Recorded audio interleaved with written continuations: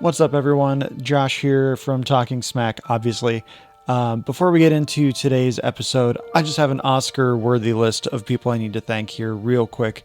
First and foremost, I need to thank all of our supporting casts and people that inspired us to come back after so many years away. Special K and Matt from For Real. Thank you guys so much for rekindling that podcasting spark inside of me. Caesar from No on 15. Without you getting Special K involved in your podcast, I don't know if For Real ever would have happened, so you're kind of the godfather of Talking Smack at this point, in my opinion. Brendan from Unchefed, again, creating our group that we share ads with. Without him, I wouldn't have a consistent support structure to just kind of bounce ideas off of and just offer support. And to that Brain Trust group, Antonio from The Cultworthy, Karen and Ann from Sugar Coated Murder, Dan from Casting Views, Josh and Amanda from Super Familiar with the Wilsons, Justin Henson from The Movie Wire, Matt from Decaying with the Boys, J and K from Fuck My Work Life. All you guys just mean so much to me. I can't even express what it means to me to have your support and just know you guys are out there waiting and willing to listen to ideas and offer support. It means the world to me. Joey, Tim, Slade from the Game Club Pod, one of the first people outside of the Brain Trust group that just reached out to us completely unwarranted, and just it's been a pleasure knowing you guys, and I'm speechless to all these people and the support we've received. Sean from Review It Yourself, dude, you're insane. I keep saying that because you produce so much content. Leo Allen, you are a king. Marty from Panel to Panel, your assistance in our Discord server, and you being able to come on for our Infernal Girl Red episode on literal last minute notice. Just, I can't appreciate you enough either. Rainy, Liz, and Blue from the Red Dove podcast, love you as well. Raphael from the Geeky Dad, and the Talking Smack cast. I've known most of these guys for literal years now. First and foremost, I have to thank Ricky. Without her support and her understanding of what this creative outlet means to me, this podcast wouldn't happen. We've got Alex, who has taken over editing responsibilities. Alex, I cannot appreciate your time enough. Beppo, the avatars, and just the work you do for us. When you're on, it's just an absolute delight. Matt, you're a constant beam of light that just is always right, I guess would be the best way to say it. But I have known you longer than anyone else on this list, and I would not want to do this podcast if I didn't know you weren't out there either listening or participating in this. Becky, again, another ball of sunshine that just wouldn't make this podcast wouldn't be the same without you. Lewis, Scotty, you guys don't get to be on here as much as I would like, but when you're on, it's great, and I appreciate you guys when you can be on.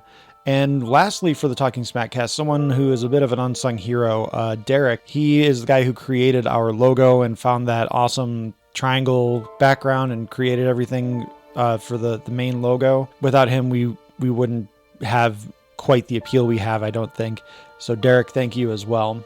And then lastly, I want to thank the guests that we've had on. Kyle Higgins, Ryan Parrott, Matt Groom, Michael Basudel, Melissa Flores, all from the Massiveverse.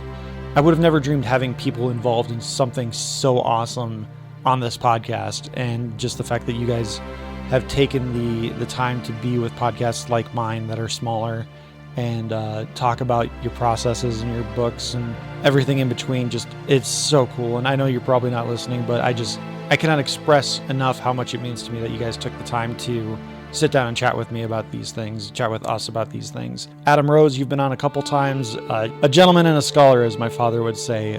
You're a delight to have on, and I hope you have another project coming soon that we can talk to you about. Gary H. Lee, there was such a delight to talk to you about your project with the Magician's Elephant and the process behind cinematography and animation. If you haven't listened to that episode, I would strongly recommend going back and listening to it. It is a very interesting listen. Liam, Greg, and Scott from I Have Some Notes, thank you so much for your generosity and time and just accepting of me into your show for the Thor Love and Thunder episode. And Liam and Greg, thank you for coming on for the Lega sequels episode. Scott, I know you were intending to be there, but scheduling it just didn't work out. Katrina Davis, that was another dream guest. I would have never guessed someone as influential as you would have come on to our podcast. So again, I appreciate you taking the time to be there. Aaron Alice, thank you so much for coming on for our Quantum Mania review. I appreciate you participating in our social media, and it's just such a pleasure to know you, and go Pack Go. thank you again so much for listening. And I'm sorry this is almost a 5-minute Oscar speech. We just would not have gotten to 100 episodes without the support of listeners, as well as the support of cast, crew, and guests, and just the people that are in this podcast circle that we have. There's more people that we have missed, and I am so sorry if we missed you. If you felt like you should have been mentioned, I am so sorry. I will try to remember you for 150, 200, and it just means so much to me that we've reached 100 episodes. So everyone get ready for some Talking SMACdowns, but first, the intro music.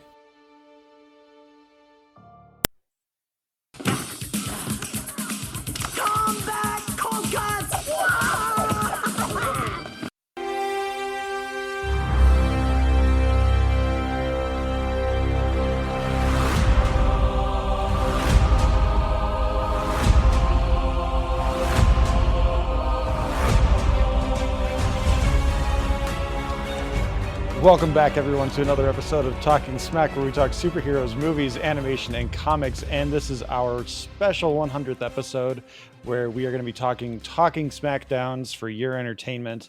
But before I get into that, these guys haven't heard it because it's a 5-minute thing. I'm not going to make them sit through. There are a few thank yous I forgot to add into my thank yous at the beginning of the episode. Aaron, Dan, and your team over at Watch and Stuff, thank you so much for your support. And Josh at QuestMe and the Twist My Arm Network, thank you as well for your support. Anyone else who I forgot, I am truly sorry. It's been a crazy couple weeks since I recorded that, and I just cannot be bothered to think of anyone else to thank after a 5-minute thank you speech. But I am joined this week by the one, the only, the very cat. He just coughed up a hairball. Alex, how you doing? I like that you recorded a long thank you, and then you added some other people randomly. And now, after all that, It's not random. I listened to it. No. I listened back to it, and I was like, oh man, I forgot these people. I was on QuestMe twice, and Aaron and Dan have been so kind to let us share their podcast and support Talking Lasso. Like, I want to make sure I thank them. And then you go, and I probably forgot some other people. Well, I mean, that's a given. Like, that's the Oscar speech. There's like, I want to thank my mom, my agent, my accountant, my taxidermist. Who else do I need to thank for this? I can't be bothered to think of the script writer or the director or the producer. Like, those people don't matter. It's just my taxidermist and all the other people. That guy down the street. Yeah. Did you remember to thank God? There you go. I forgot to thank her as well. Alanis Morissette. Thank you so much. We are also joined by Matt. Matt, how you doing? I'm doing good. I would like to say thank you to me. I haven't been here since the beginning, but I really brought some class to the place. You've been that here was sorely close needed. to the beginning. Story. I brought some much needed class to the place, and for that, It's true. I will be eternally grateful to myself. You bring some sophistication to everywhere you go. And to bring that sophistication down, we are also joined by Lewis. Lewis, how you doing? Yeah, I'm doing all right. And much to exactly what you stated, I am sorry for being here. I want to apologize for everyone who's got their ears on this episode today, because I don't bring class. I'm more crass than class. Hey. First of all, just to bring that class down, what the fuck was that at the beginning? That's the intro, man. What are you talking about? What the fuck? Holy shit. Ninja Turtles 2. They're fighting in the mall. Michelangelo gets some sausages because they're not That's allowed not to what have. he's talking about. I saw him on camera. That's not what he's talking about. Just everything. Just the whole everything, but whatever. He doesn't like the music from our dear friend Leo Allen, is what I I'm never hearing. said didn't like the music. I said that was a bit robust for what this is. He said, I fucking hate this. Rewind that. Let me play that back. Oh, I didn't say that. That was you. You were muted. That was you. No. Rewind it. Rewind it. Alex, you're editing. Make sure you rewind it. Make sure you play that back, and make sure that's Matt saying that, not me. I will. Got it? Are we done? And the rewind's done. And we're back. So that was Matt, as you heard. So wow, I can't believe God, that was the most tiresome fucking thing I've ever been a part of. Hey, all I know is Lewis said it was complete garbage, and I'm sorry, Leo Allen. You're a lovely individual. He was on mute, but I can relapse. Thankfully, there was no lag. Awesome. All right, gentlemen. Well, we are here again to celebrate 100 episodes of Talking Smack the only way we know how to do it, and that's with the Talking SMACdowns, which I know, Lewis, you are not familiar with. You have not been a part of one of these episodes. Basically, we have put out the call to listeners, friends of the podcast, anyone who will listen. And in one case, I just poached it from a Twitter account where we ask for hypothetical fights between fictional characters, and I will read out the rules as I have asked ChatGPT to concise them down for me. It's a fight to the point of incapacitation. The goal of the fight is to render the opponent incapable of continuing rather than causing permanent harm or death, because there are some fictional characters that can't be killed in certain ways, like Deadpool or Wolverine in certain You have situations. to cut his head off. Deadpool still lives. I'm talking about Wolverine. Didn't you stick I'm talking around? about Wolverine. Well, I'm pretty sure Wolverine can has still regrown live, too. himself from an atom, so Oh wow. Okay. Cool. There you go. Not Right. refuting this. You guys are bigger comic book guys than I am. I'm not refuting it at all. I'm just going by casual knowledge. I consider these rules a suggestion. That's fair. I always liked their way of thinking. So Rule number 2.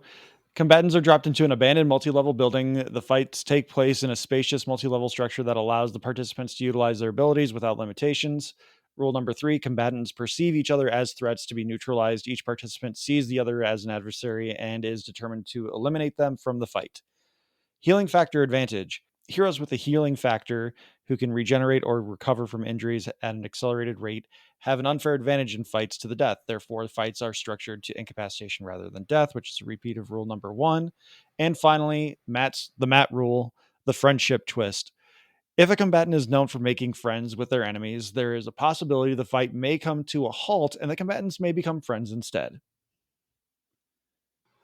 ChatGPT wrote this? ChatGPT wrote this out. I gave it Okay. a pretty basic premise, and then it gave me a full-fledged set of rules. God damn Support the writer's strike. it.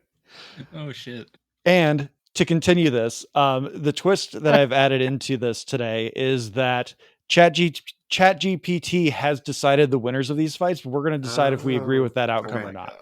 And also we have the fan poll, so we're gonna go with this.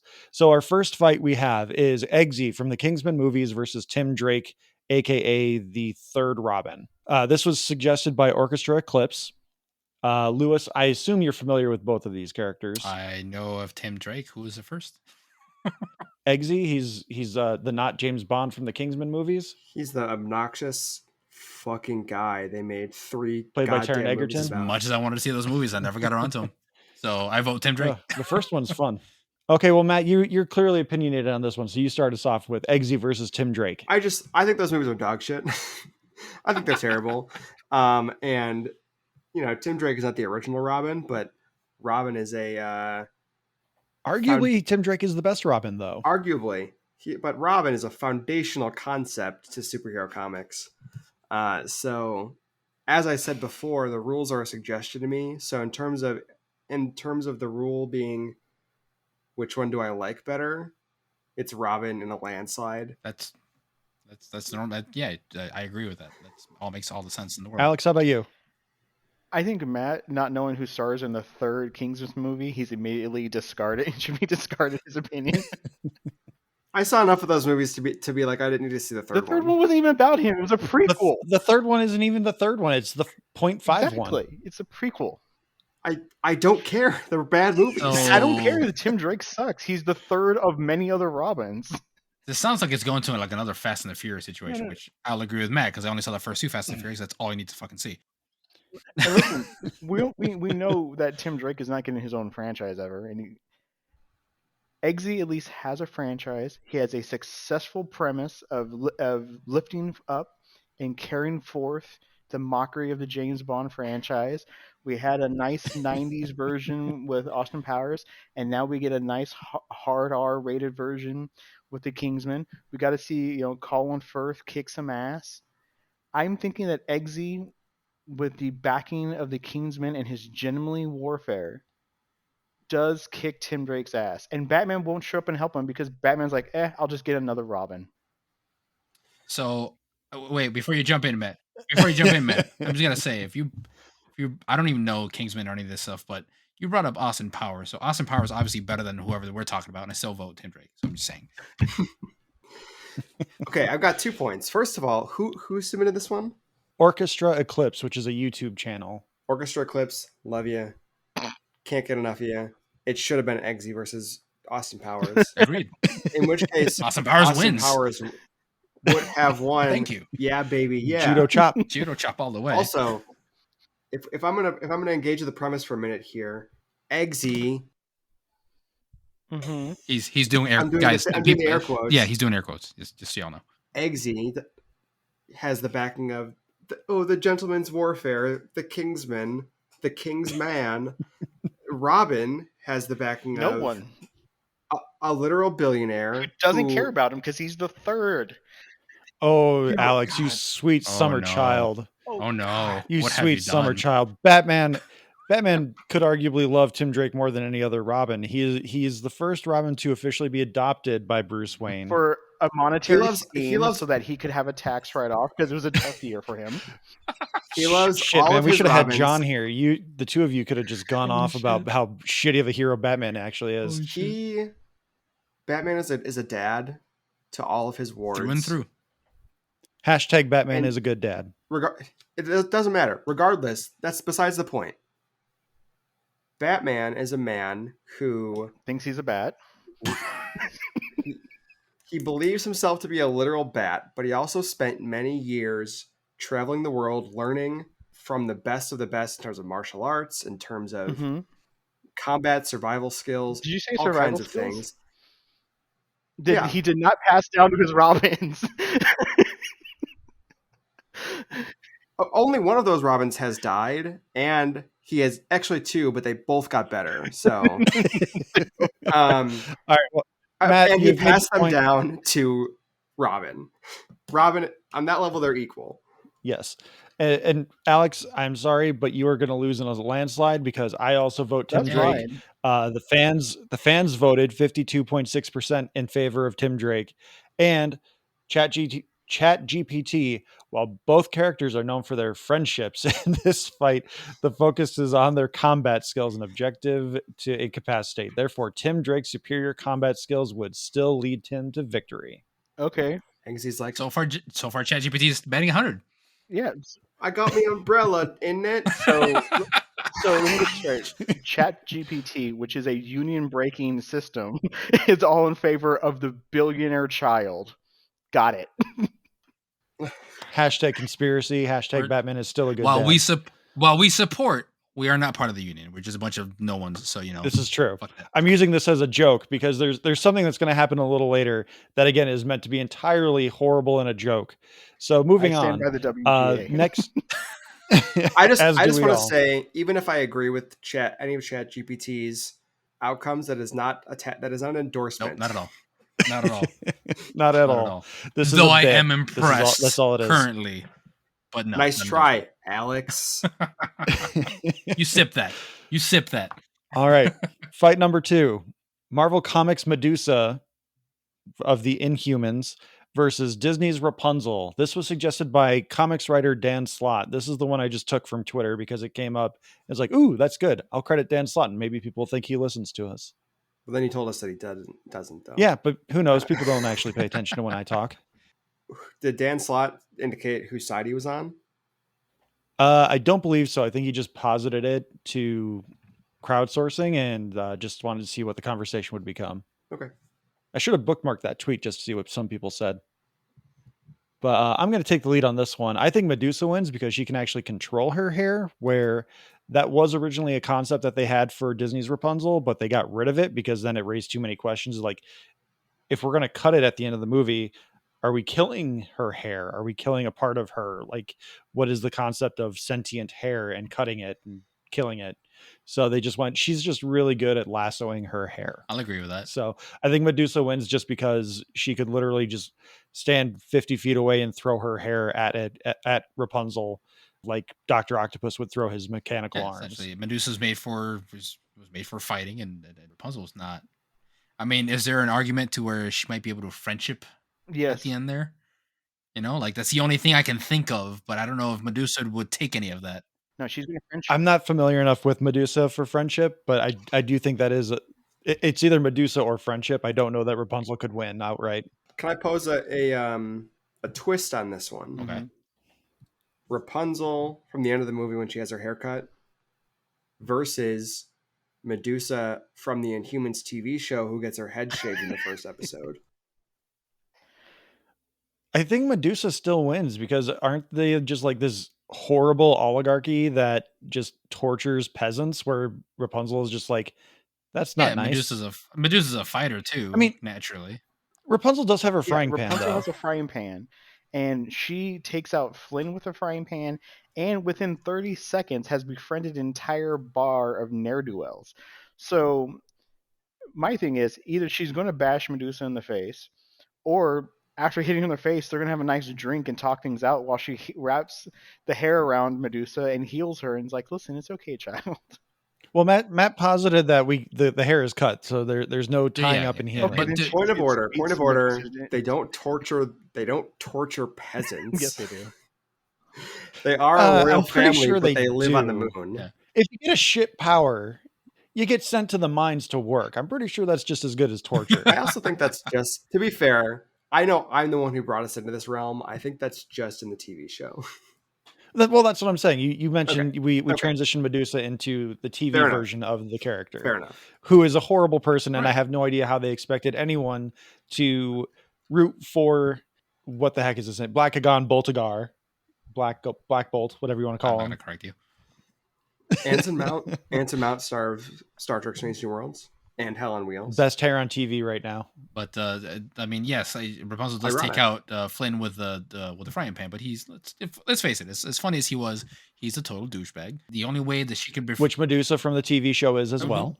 But a douchebag who's capable, and all Flynn can do is run away. Whereas she befriended a whole bar of ne'er-do-wells, but will Medusa allow her to break into song? Because that's the only way that happened. That's the only way that happened. I want to one more point. Among Rapunzel's friends, Sora, Donald, and Goofy from Kingdom Hearts. And Pascal. But those are some of the easiest people to make friends with. Mm-hmm. Medusa, not so much. And she visits Arendelle because she apparently they like Frozen. So let's get these votes in because this is going to be a long episode if we keep doing this. So let's go back. We're going to say Marvel Comics versus Disney's Rapunzel. Medusa. Matt had a great twist on it, but I did not have Chat GPT give me an answer for that one. So we got to stick with the bit. I mean, she's created by Jack Kirby, so probably Medusa because that's better than Rapunzel. No, I'm Alex? Rapunzel, man. Lewis. Medusa. That's it. All right. Poll results, fans believe Medusa would win at 55%, and ChatGPT also believes Medusa would win. As Medusa and Rapunzel engage in combat, their powers and abilities would be utilized. However, basically saying they would breathe. Right. However, Medusa's strength and hair manipulation would give her the upper hand. Although there is potential for friendship after the fight, Medusa's victory remains unchanged. So Medusa wins, but then they become friends, according to ChatGPT. All right. If they break out in the song. All right, guys. Before we move on to our next fight, we have a clip from a friend of the podcast, Justin Henson. So if you guys don't mind putting your mics on mute, we'll listen to Justin tell us how awesome it is that we've reached 100 episodes. And well, too bad. Justin has a better voice than you. We got to hear it. Discord me. We talk all the time.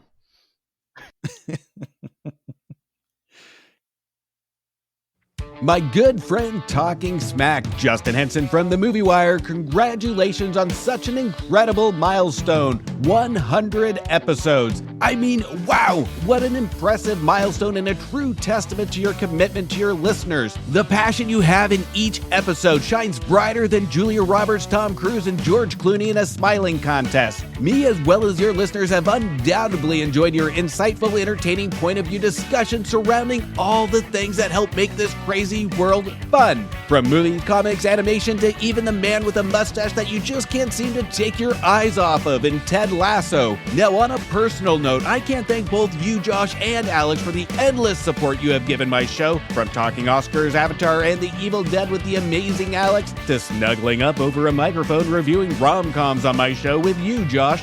Both of you have been great guests, great hosts, and above all, a pair of truly great friends. I cannot wait to see what comes next year from your show and future collaborations. I'm raising a glass to you, and here's to another 1,000 episodes of the Talking Smack. Thank you so much for those kind words, Justin. Lewis was rocking out to your background music. I really wish we were actually live streaming this because that was a sight to see. I was going going hard back with- to our rock band days. Going back to I still rock band, sir. How dare you? 1,000 episodes sounds tiring now. Hey Matt, did you catch Lewis mouthing "This is better than Leo Allen" during that promo? Yeah. Yeah. I don't like you guys. All I'm right. going home. Well, Yeah. you are home. He had a picture of Leo Allen and was going, thumbs down, boo. I can't next fight- refute the thumbs down, but it wasn't to Leo Allen. Our next fight is suggested by Caesar, our friend Caesar from the No on 15 All cast. It is R2D2 versus Johnny 5 from Short Circuit. Oh, I'm going to go with, I think they'd be friends. I think R2 would kind of be a little bit of an asshole to Johnny 5 for a bit, who Johnny 5 would then probably do a few things. Then R2 would say something and Johnny 5 would be like, I like butterflies too. Who knows? So Alex, how about you? Oh, Johnny Five would kick R2's ass. Johnny Five, as seen in the first and the second movie, takes all the abuse in the world, repairs himself, keeps going, has a laser-mounted scope, has all those robotic arms, the switch army blade stuff. He has the glider. He would kick R2's ass. R2 was taken out by one stray shot to the side and then crapped himself. Johnny Five gets one good hit on him. R2's done. R2's done so much, so you can't just badmouth him like that, man. R2's so resourceful. This might have been a better fight if it was Chopper from Star Wars Rebels. I don't know. But R2 is spunky. I wouldn't put R2 down. Yeah, You all ever see that episode of the Clone Wars that has what amounts to like a Jedi versus Sith fight, but it's R2D2 and another droid, and he like knocks that droid off the bridge and like kills him. yeah, resourceful. Yeah, Chopper does that like every other episode of Star Wars Rebels. I mentioned that just for no reason.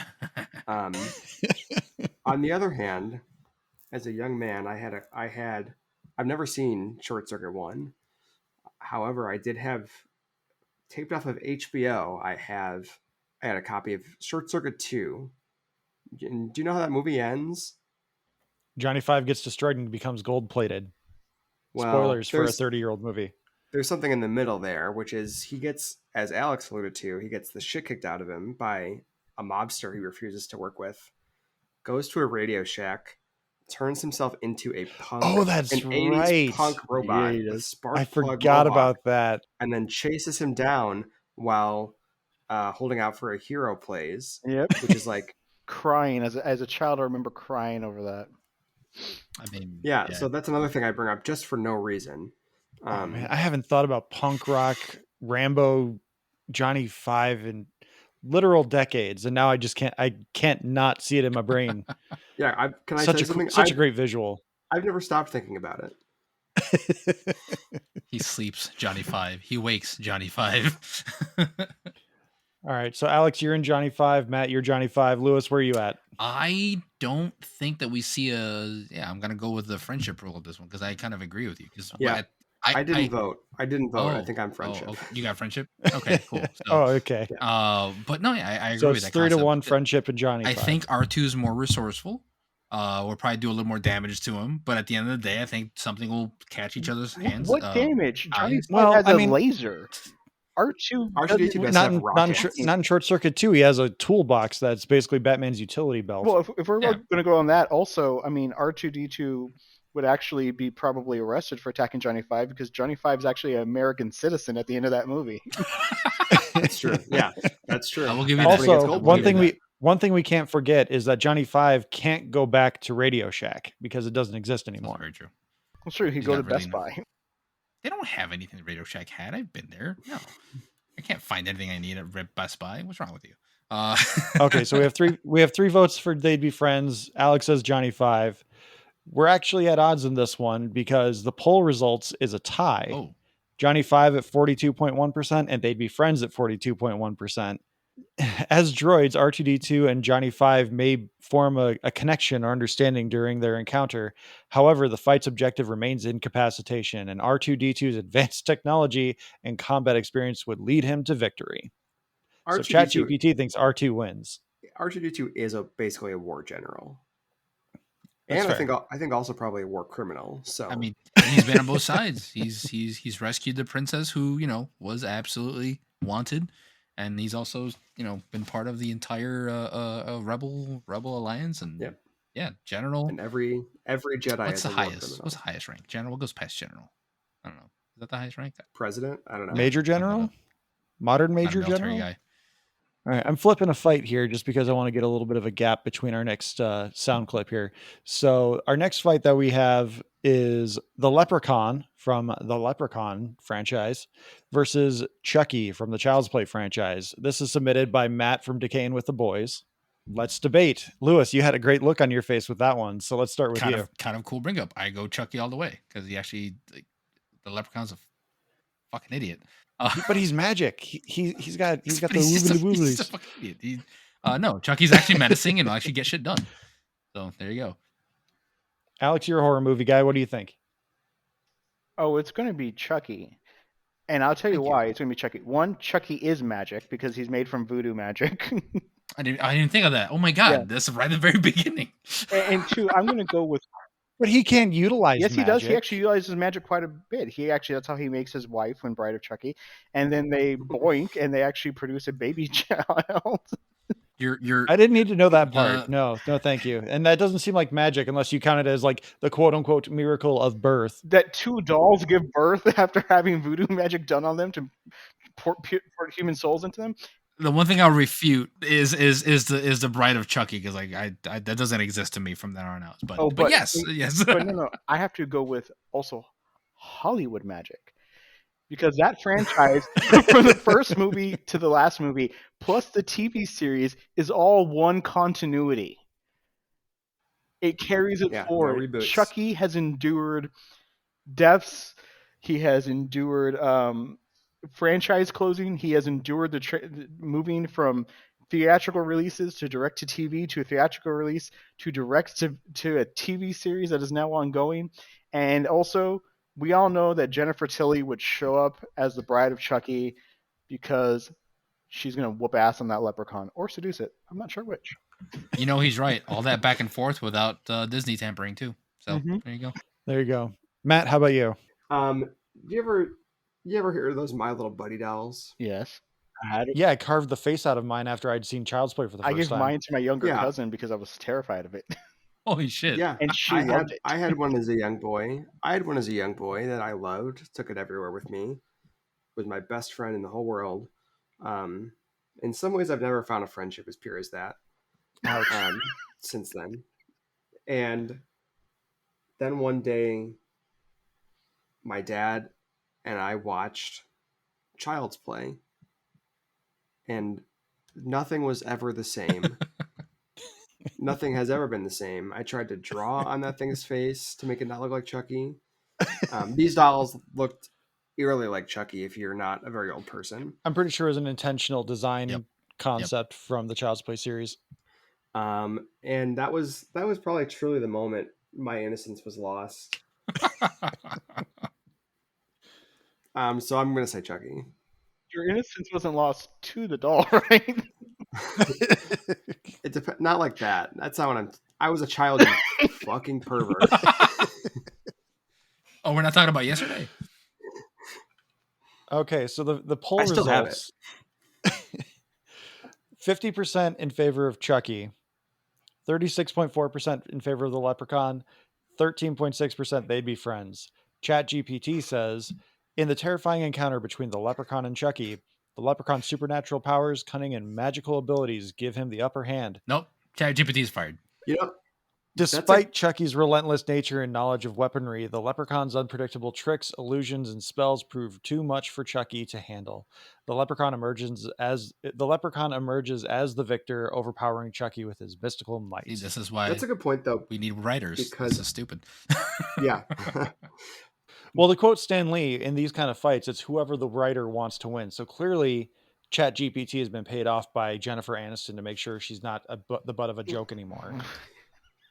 I mean, if you think about it, though, really, I mean, that 13%, they were onto something because, I mean, the Leprechaun and Chucky would fight in the first act, and then they'd be like, why don't we just go kill some teenagers together? Bing, bang, boom. You've got Chucky versus Leprechaun or whatever in the hood.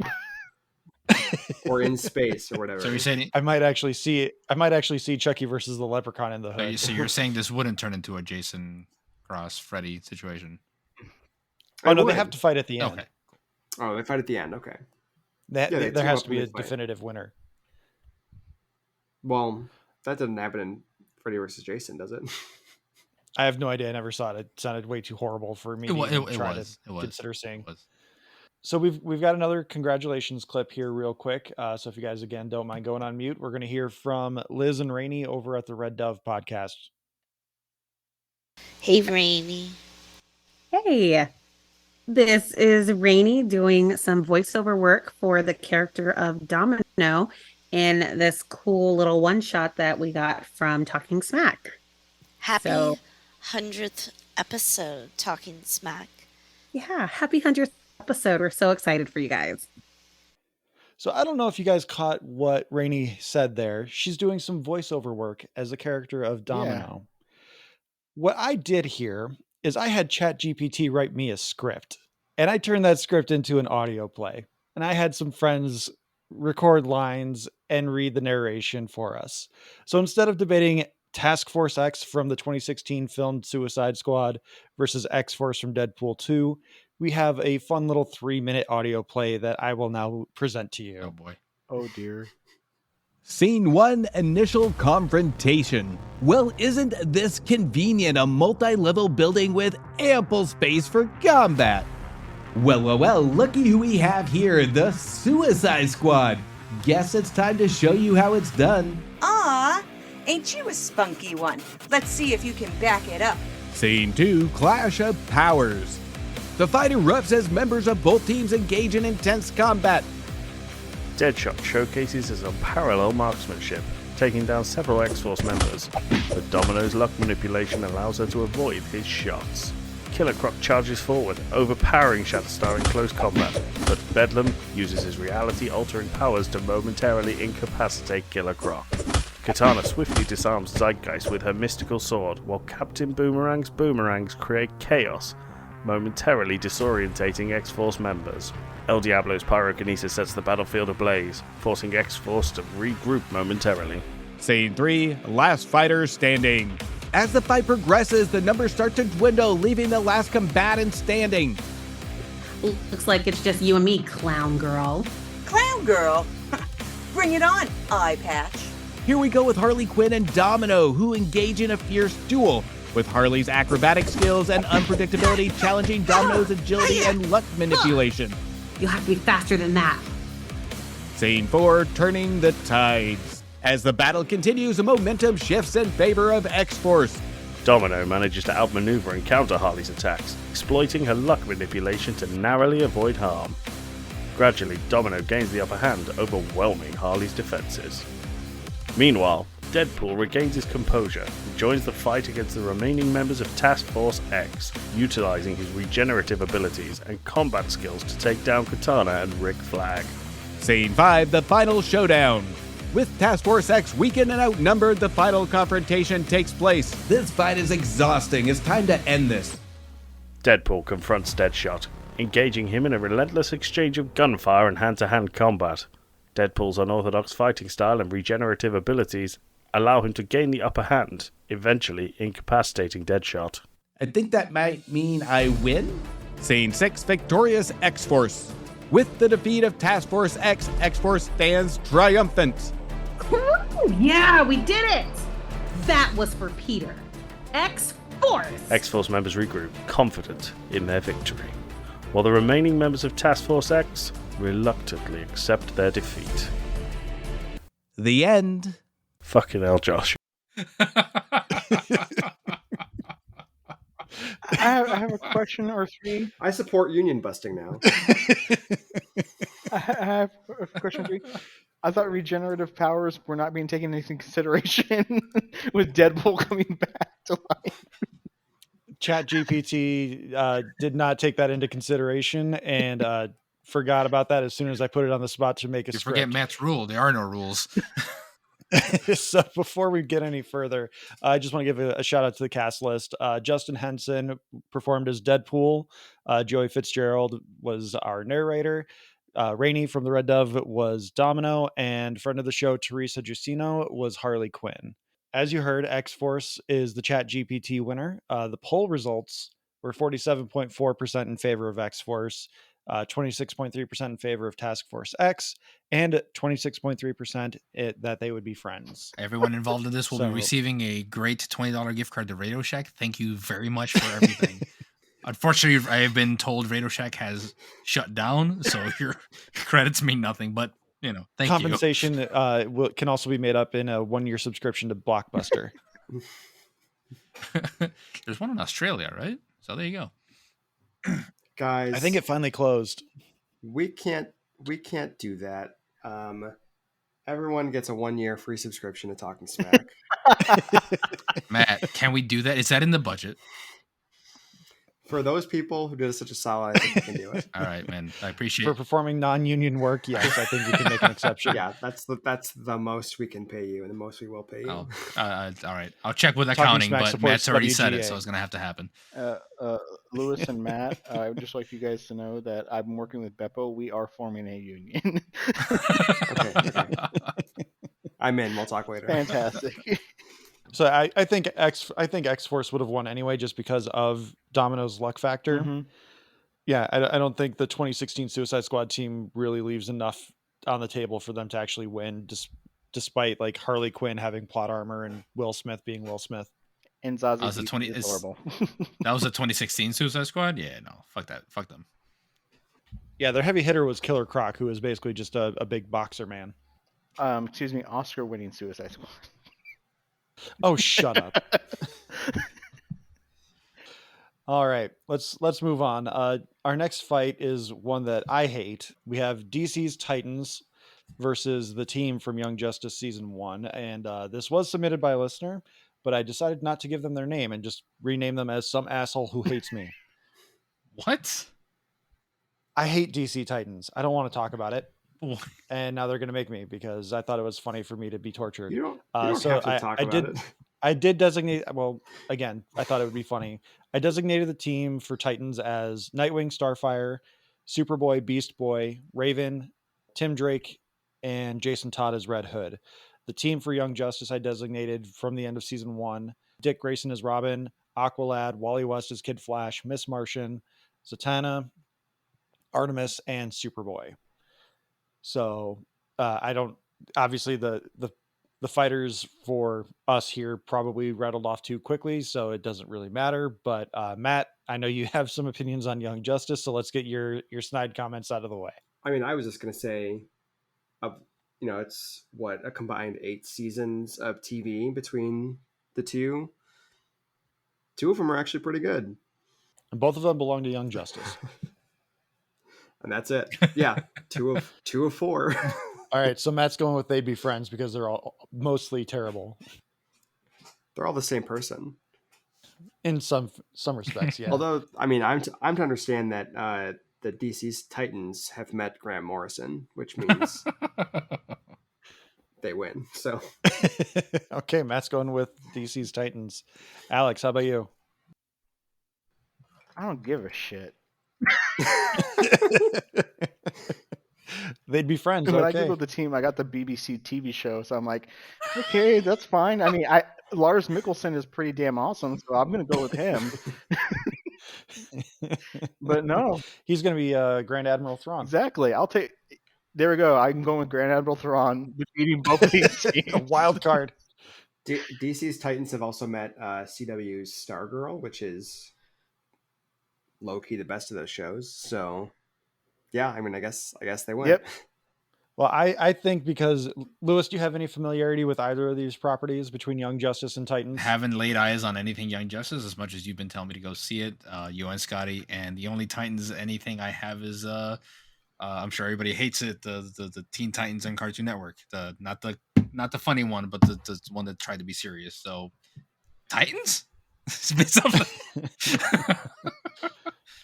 But to Alex's point, I don't fucking care. So for me, if this was a fight to the death, I think the Titans would win. But because it's a fight to incapacitation, I'm going with the team. Okay. And the poll agrees with me. It's 46.2% with the team, 34.6% for DC's Titans, 19.2% for They'd Be Friends.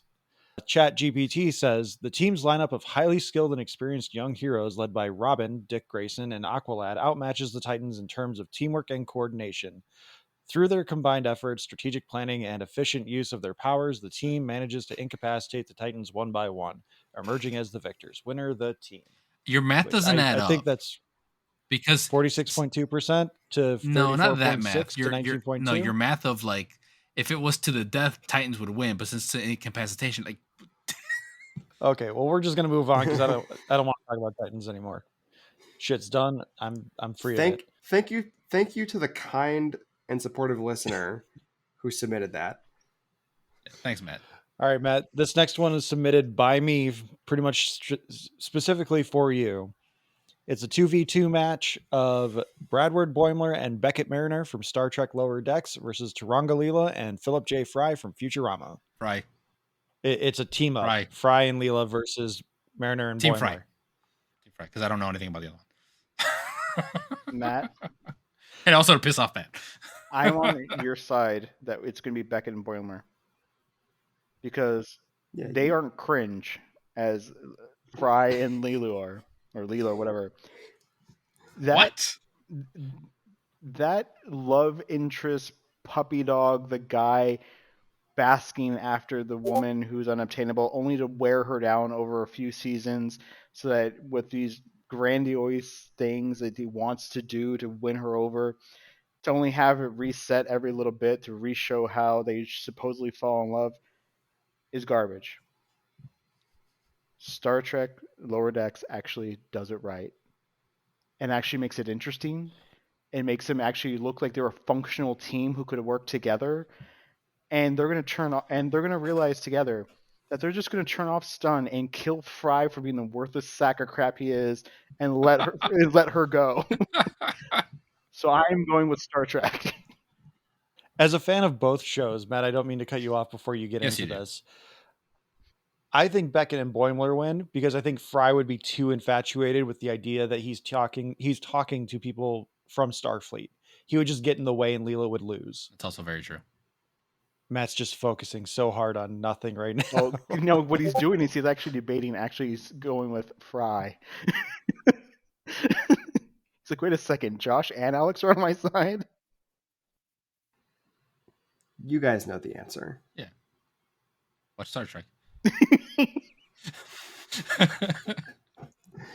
That's at the end of the show. Well, you know the answer, and you know it in your heart what the right choice is. And I implore you. Chat GPT agrees. Beckett, Mariner, and Bradward Boimler, as members of Starfleet, possess advanced training, knowledge, and technology, and teamwork. They're both from the future. But they're from the further future. Their synergy combined with their familiarity with futuristic gadgets and tactics enables them to outmaneuver and overpower Leela and Fry, securing their victory. Winner, Mariner, and Boimler. I do want to say, the one thing I will say is, I think the first time Alex and I ever talked about the new Star Trek shows, he was like, "Oh, he said you think Picard is good, don't you?" I remember that burned into my brain. Yeah, he was basically like, "I hate that shit with the fiery passion." So this feels like a moral victory for me. But there's at least one of those shows that he likes and respects. Mm-hmm. thus far 1. I'm All catching up. right. I'm going to reserve my feelings on Strange New Worlds until I catch up with season 2. Fair enough. Matt, fair you'll be enough. proud to know I'm up to episode 7 of season 1 on Strange New Worlds. But thus far, I'm so proud of you it's guys. actually kind of good. I'm so proud of you guys. Lewis, you seem nice. All right. All right. This next fight is submitted by my lovely wife, Ricky. She wondered if we could debate Bulk and Skull from the Mighty Morphin Power Rangers versus Team Rocket from No. Pokemon. No. Did you load up the music? Which one? The Bulk and Skull music. That's what I'm hoping no, for. I Yeah, should- that's what I was hoping for. Oh. Oh, give me 2 seconds. Insert music here.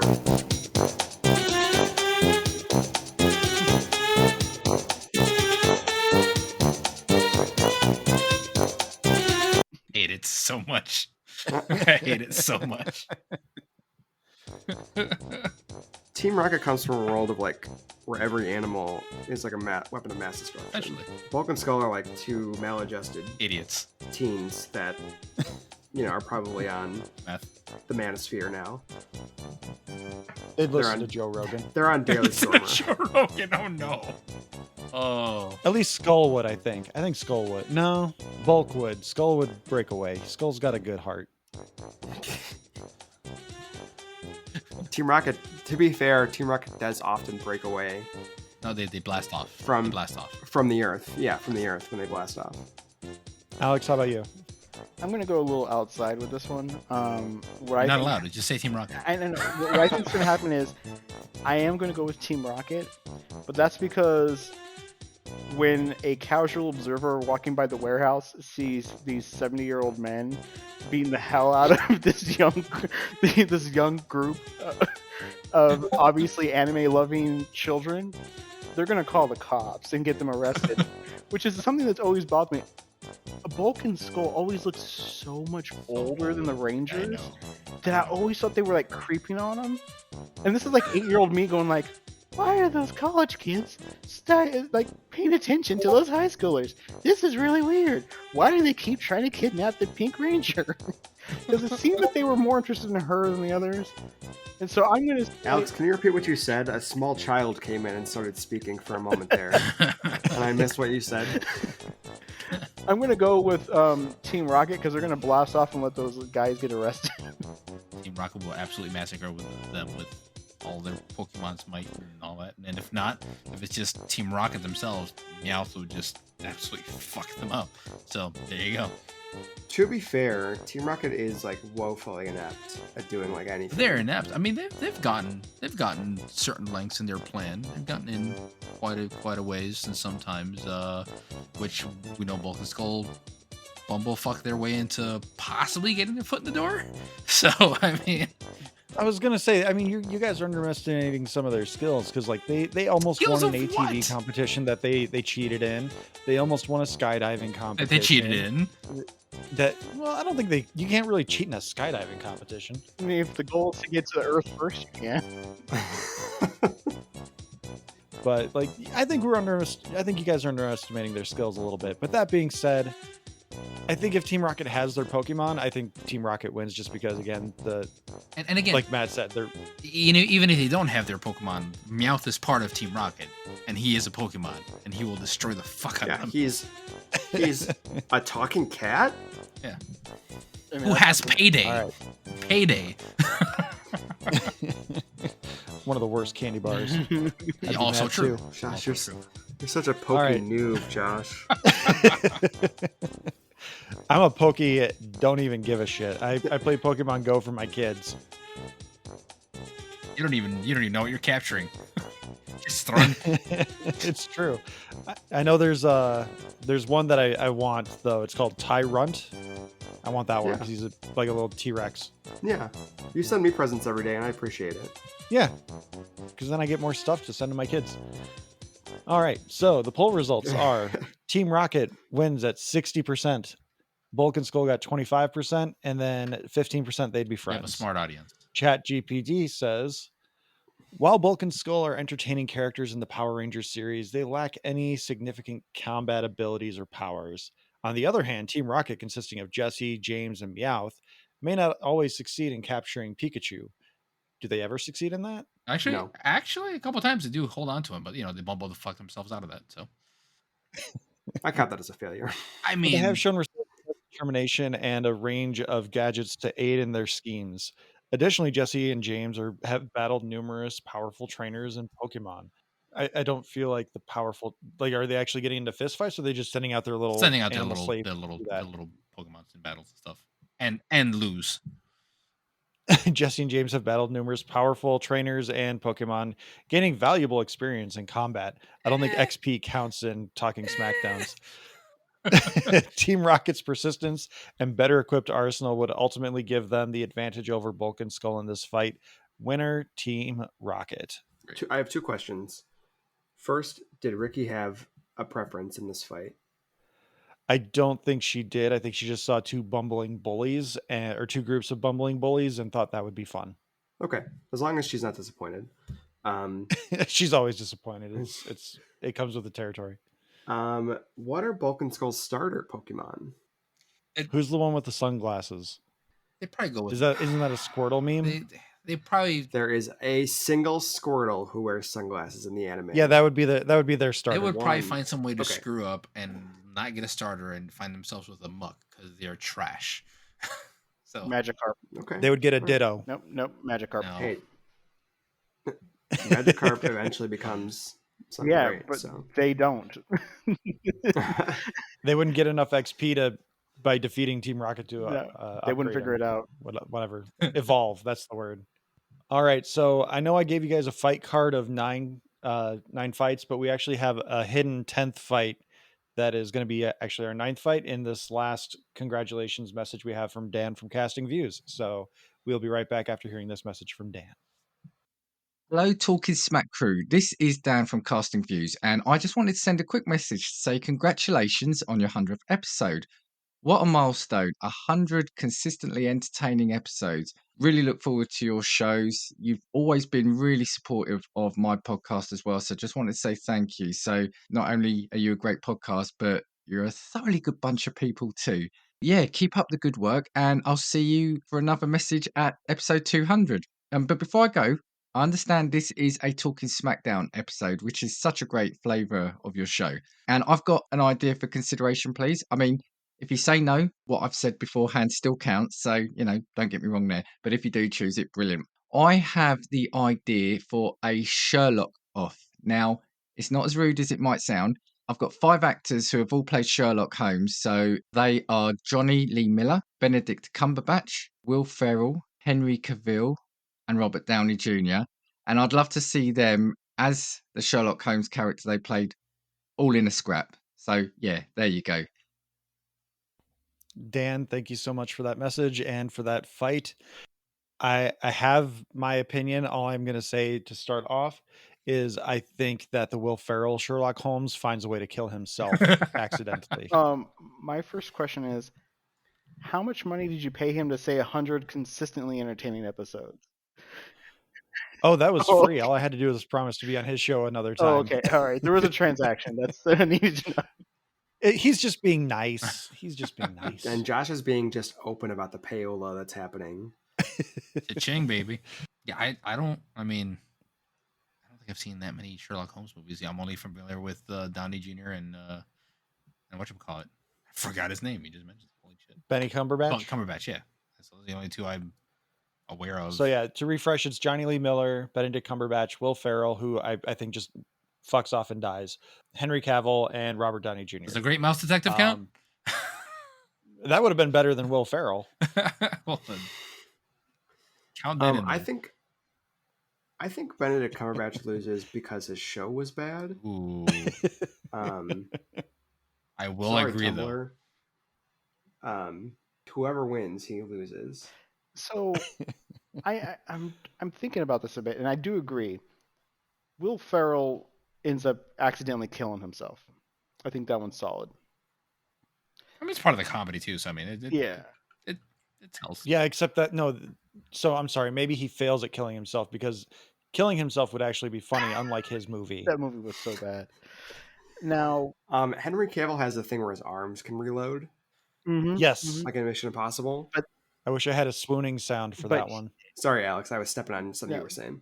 So Cumberbatch, I think we have to take out that he's just not going to figure out how to win without a cliffhanger, unless we're counting episode SmackDown 5 of episode 120 where he comes back and it wins on the cliffhanger.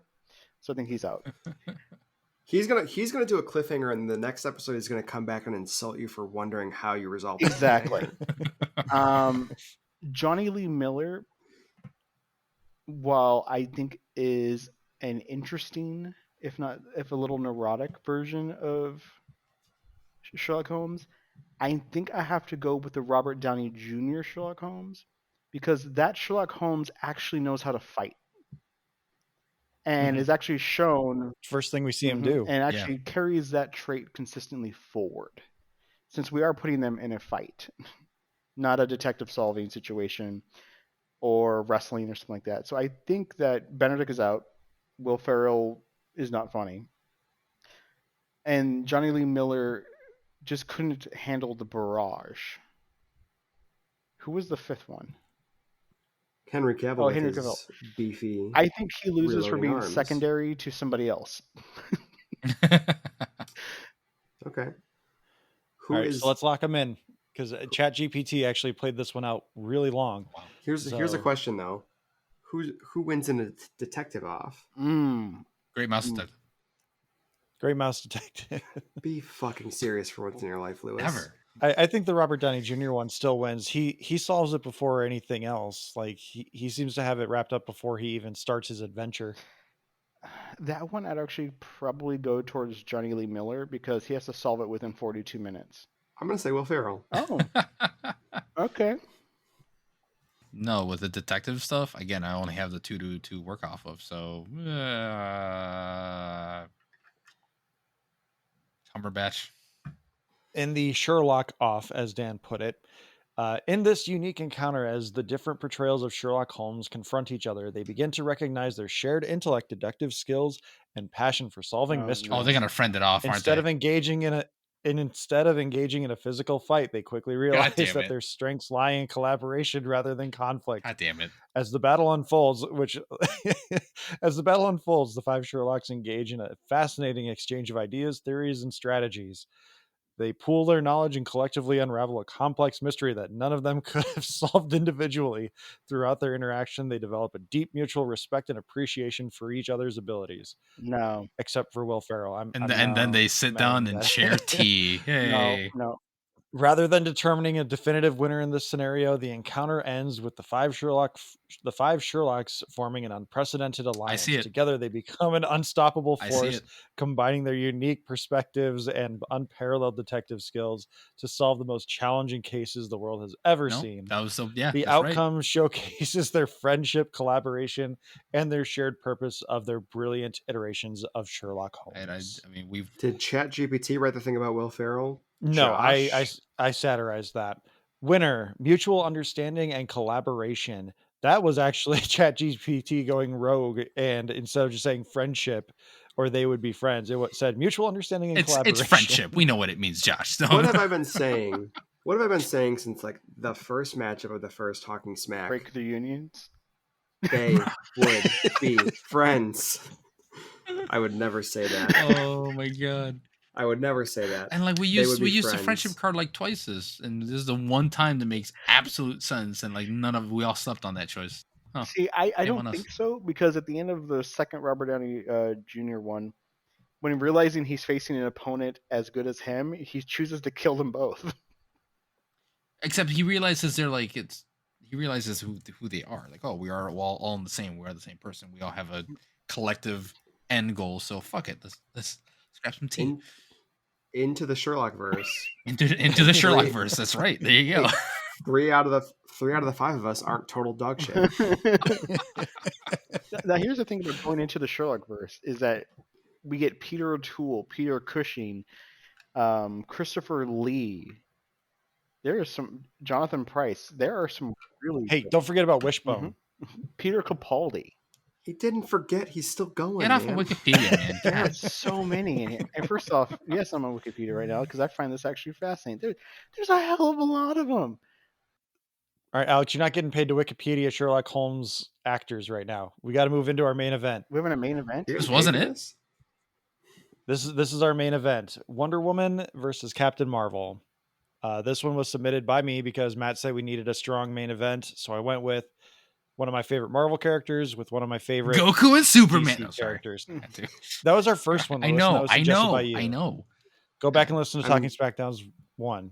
I'm sorry. Listener, 'cause Lewis guys, won't do I it. was just doing a bit. That's what I was trying to do. Well, He took me too bad. Now he we took me got one more to do. serious. Matt, who you I got? mean, they would be friends. Alex, who you got? You can see the wheels turning. You can see the wheels spinning. He's in his mind palace. Can they kiss? Back with the patriarchy, I That- see. that's- God damn it. That's a different medium, Alex. I mean, Diana grew up on an island. that Amazon. is Yeah. only women. So I mean, she loves Steve Trevor, but she's she's canonically into that. Yeah, bisexual. she's full on bi. Yeah. Happy Pride Month, everyone, by the way. Hooray. I mean, they did confirm that in the first Wonder Woman movie where they were hanging out on the boat and she's like, "Oh no, I've been taught." Well, I mean, Zack Snyder was clearly thinking about those sort of things when he helped write the script. What are the dude bros going to need to know for this movie? Does Diana fuck? Yeah, she fucks.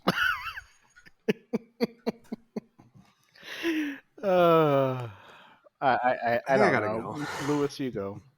Yeah, they would start out fighting because they were told to fight, then they stop somewhere in between, go like, what the fuck are we doing? And then they'll be friends. I thought you were going to say it, and then And then they fuck. Yeah. What's it feel like to be a pervert, Lewis? Well, every night. No, I'm just kidding. You asked, I answer. Captain Marvel does have some pretty gnarly energy powers. And That was it. okay, that's Oh, that's okay. the tweet. Okay. She can All shoot right, beams. I'm going to go with they would be friends. Yeah. This is the episode where we all get canceled. I'm editing this fight I down did so say much. they would start fighting and then realize there was nothing to do with it, so just be friends. You guys added the kissing, and I joked in with the fucking, and the hugging turned into porno. I don't know what's going on here. You're putting words in my mouth, so no. I I'm don't pretty think sure you're the one that came up with the brown chicken, brown cow. I don't All think I that ever led said up anything to about it. them kissing. God. I don't think I ever said anything. I'm an ally. I didn't say anything about them kissing. Okay, let's get into these poll results. Alex, we're going to say you said that they'll be Yeah, friends. they're gonna be- The poll results are 13% think Wonder Woman would win the fight, 47.8% think Captain Marvel would win, 39.1% they'd be friends. Oh, wow. ChatGPT again gave me a really long answer. The main event of the card showcases a clash between two mighty heroines known for their incredible strength and unwavering determination. Wonder Woman, the Amazonian warrior princess, possesses superhuman strength, agility, and the powerful weaponry of the gods. Captain Marvel, the cosmic-powered Avenger, harnesses energy blasts, flight, and immense strength through her connection to the Kree. Dropped into the multi-level building, Wonder Woman and Captain Marvel perceive each other as a formidable adversary. With the building's spacious layout allowing them to unleash their abilities, the battle escalates into a spectacular display of power. As the fight unfolds, Wonder Woman and Captain Marvel utilize their unique skills in combat prowess. Wonder Woman wields her indestructible bracelets and mystical weaponry, while Captain Marvel channels her cosmic energy to deliver devastating energy blasts. The clash between these powerhouses is intense and evenly matched. The battle takes them through the multiple levels of the building, showcasing their immense strength and resilience. They exchange powerful blows, but both combatants show incredible durability and determination, refusing to yield. However, amidst the ferocity of the fight, an unexpected bond begins to form between them. Oh God. Wonder Woman and Captain Marvel.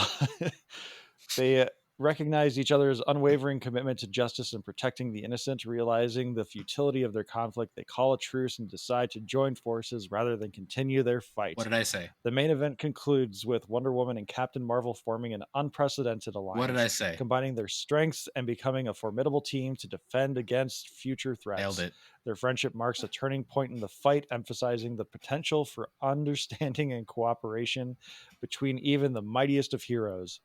In summary, the main event fight between Wonder Woman and Captain Marvel showcases their incredible powers and determination. While their battle starts off fierce and evenly matched, they ultimately recognize their shared goals and decide to become allies, setting aside their differences for the greater good. Winner, friendship. Yeah. The fight ends in a stalemate. An unprecedented event, as in they passed the Bechdel test in a superhero thing.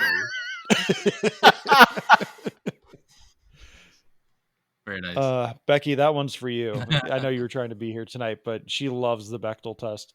All right, gents, are we satisfied with that main event? Yeah, that all made sense to me. I called it, nailed it. I don't want you to release this. It's episode 100. We're releasing it. So, with that, gents, the three of you that are here with me today, thank you so much for being a part of this. We could not have gotten to 100 episodes without any of you. I know, Lewis, I've been on here 5 single times. you out, but I'm singling you out. I've been on here exactly, 5 but times. that still would only put us at 95, and that would have given me a gap of 5 weeks. When I'm on, your audiences grown and they hate me, so that's fine. That's not true. Your Encanto, my voice cracks so bad. Your Encanto episode is one of our most listened to episodes. So again, I appreciate because you. they hate Lewis. That's probably it. They rage watch, rage listen. Sure. All right. Well, Matt, my oldest friend, thank you so much as well for being here as often as you are. And Alex, you have taken on editing duties. You are here almost every week. And I can't appreciate everyone's time here for being here tonight. But most importantly, thank you to the listeners. We would not have the motivation to get to 100 episodes without you. So please follow us on Twitter, Instagram, Hive, Post News, Facebook, whatever social media platform you prefer. We are probably on there. Join our Discord because that's a happening place to be. Matt likes to ramble a lot. Email us at tsmackpod@gmail.com with your thoughts. Thank you to Leo Allen for musical themes, Beppo for our original avatars, Retro Ale Studios for our Ricky avatar. Like, subscribe, rate, review the podcast on your podcatcher of choice. Thank you so much, everyone, for listening, and take care. And this week's theme was edited by Rupert Gregson Williams. The music's, they want you off the stage. Stop thanking people. Get off the stage. The music is by Leo Allen, our best friend that Lewis has insulted several times this week. Take your Oscar and go. Get off the stage. Hit that.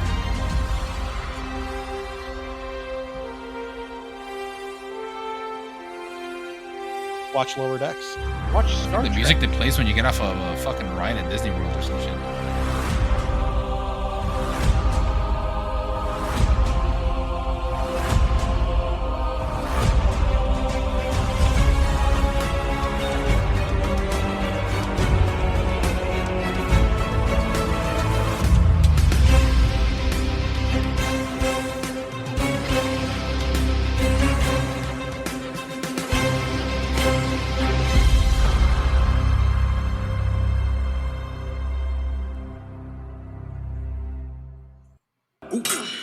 You fight almost as well as a man. Funny. I was going to say the same thing about you. That's hitting a little below the belt, don't you think? No, this is. Touche.